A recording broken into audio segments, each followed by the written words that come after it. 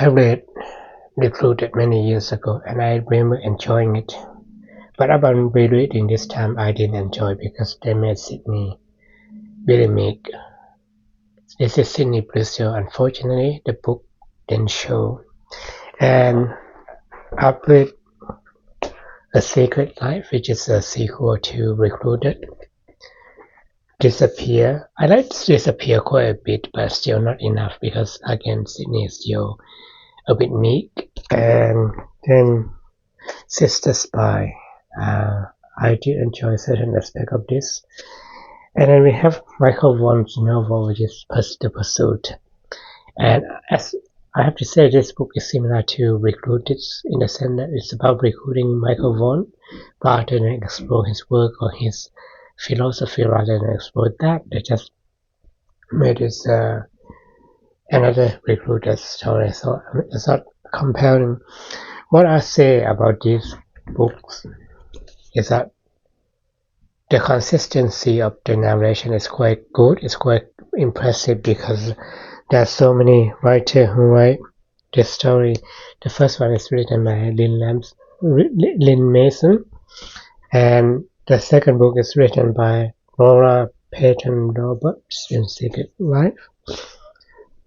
And again, Lynn Mason come back to Disappeared, and Laura Peyton Roberts come back to Sister Spy, and then we finally have Lindsay Sakunik for Michael Vaughan novel.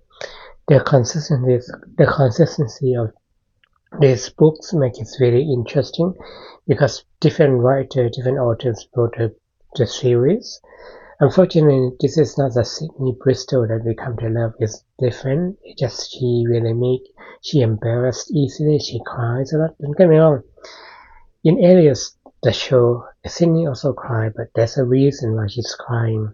Her colleague got killed. Her father doesn't talk to her. But this one is just she embarrassed and she cried, and it doesn't make any sense. The best part about this series that I read is that the cover. The covers are really good. You can feel the texture of the text in this book. That's what I like about. Story-wise, I wish I would never have read. I remember reading Namesake, which is another Alias series. I remember liking that one. I don't remember who's the author of Namesake, but I think that's the only good Alias book I read. But in this book, again, they made Sydney very meek, and I don't understand why. Sydney is a confident, competent, and intelligent woman. She's amazing. If you want to read something different from the show, then yeah, this series is for you. But if you want to read something that honor the show, then this series is not gonna be for you. I bought about, how much did I buy this? It's at $94 for 5 books, and that's a lot of money to buy really shitty. As I said, I like the covers of this book. Like you can see Jennifer Garner as Sydney Bristol, and it's amazing just to see her like this. But I'm not sure if I want to read it. I'm not sure if I want to keep it. I'm not sure if I want to show someone because it's not by the end. Unless if someone never watched Alias, they might find it interesting. I think that's the case. But as someone who's seen Alias, this book is just really mere. It doesn't make sense that Sydney behaved this way. She really naive.